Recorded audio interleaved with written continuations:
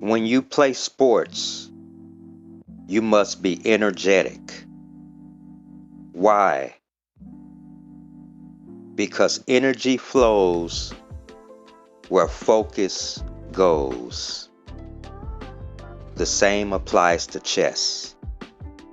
Whenever you're playing a chess game, your focus requires energy.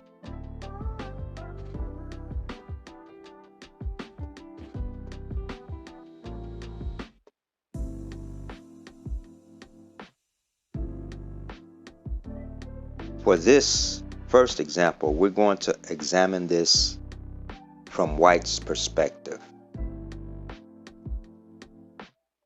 Take a look at Black's e6 pawn and the bishop on c8.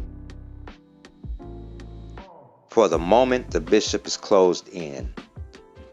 One idea for White in this position could be to try and hinder the development of Black's light square bishop.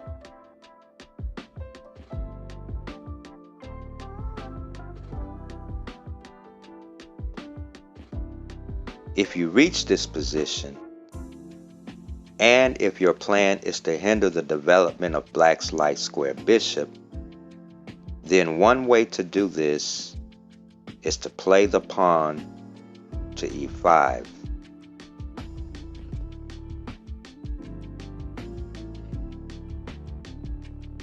Notice how the knight just retreated from f6 to d7, making the bishop on c8 closed in even more.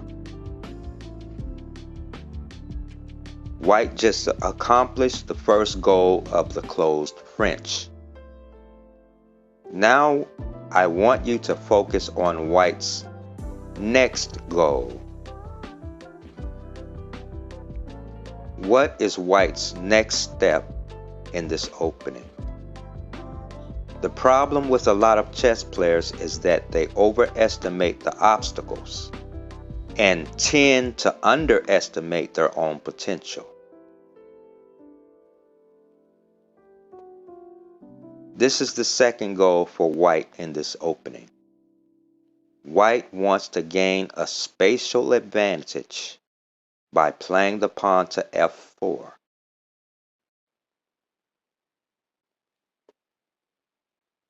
On the other hand, Black wants to occupy the c-file by playing the pawn to c5. The idea is to gain control of the c-file.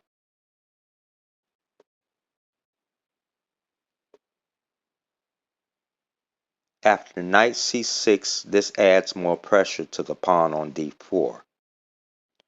So while White wants a spatial advantage in the center, Black not only wants to control the c-file, but also wants to apply as much pressure as possible to White's pawn center.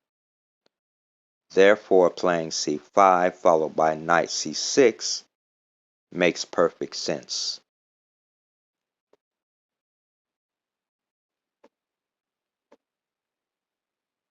The c-file is open, and now bishop b4.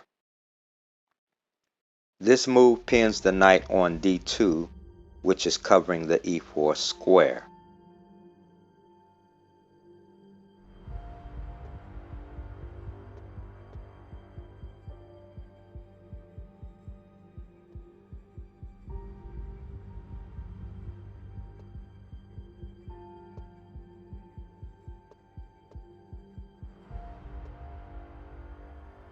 For the second player, or for the defender, one of your goals, if you're playing the black pieces, one of your objectives is to increase your flexibility. For instance, play close attention to the game after the next 3 to 4 moves.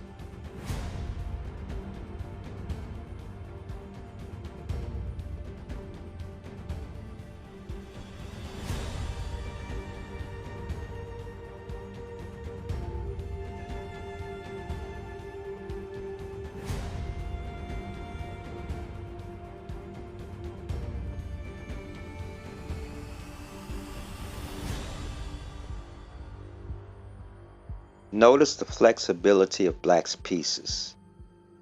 Maneuvering the knights behind the ranks and transferring the dark square bishop to a different diagonal must become an essential part of your practice.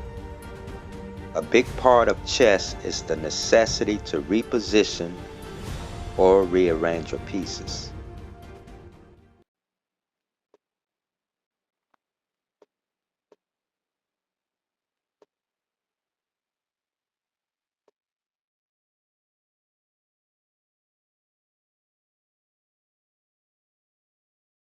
Now we're going to examine this from black's perspective. Same opening goes for both sides, but a different sequence of moves.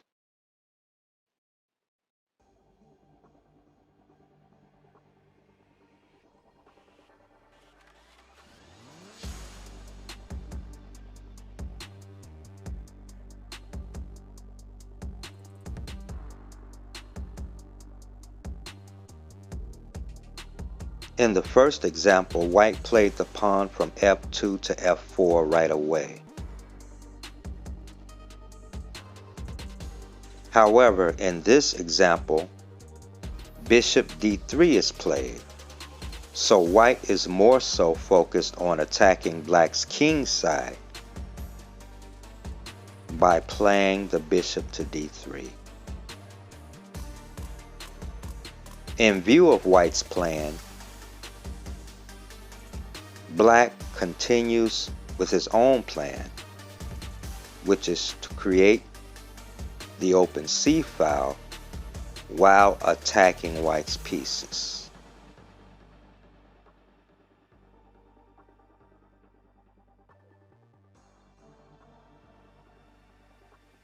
Again, the C file is open.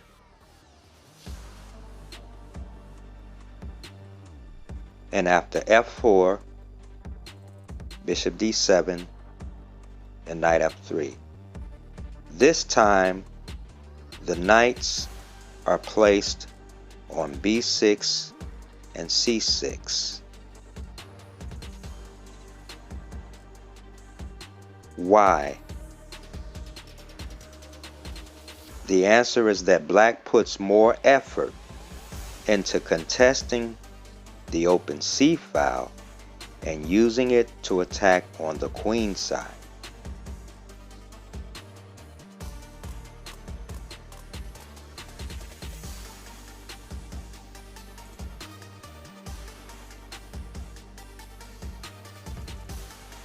This knight on b4 gains tempo on bishop d3, and after bishop to b1, queen c7. Now notice the battery of the queen and rook on c8 and c7.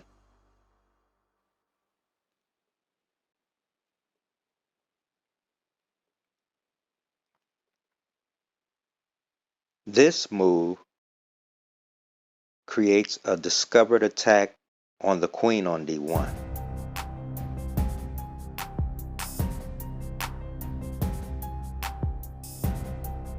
Now the game is getting tactical.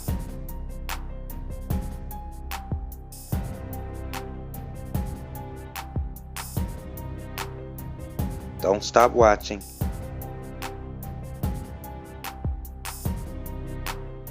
Let's examine the board. This position requires excellent tactical vision. Bishop c5 is hanging.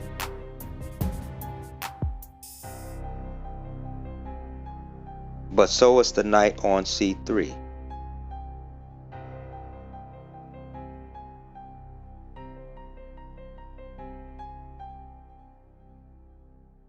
Bishop a4 is attacked by the knight.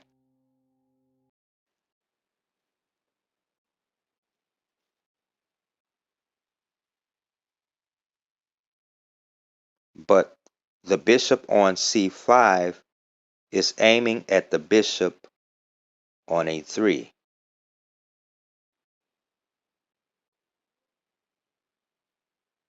It is white to move.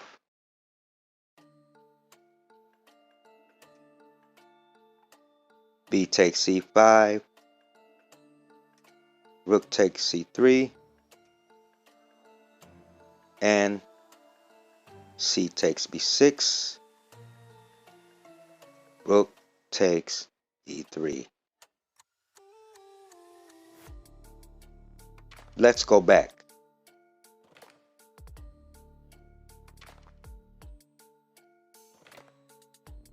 All right, starting position.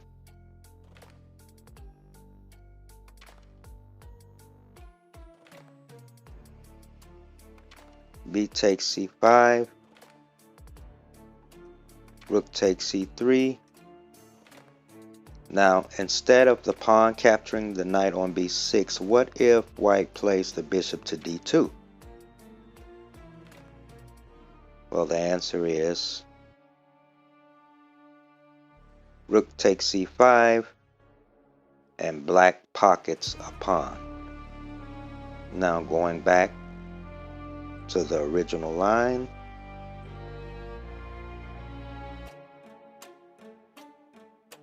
After b takes c5, rook takes c3, pawn takes b6, and rook takes e3. And after b takes a7, check. There's only one answer. And after trade of rooks, black castles.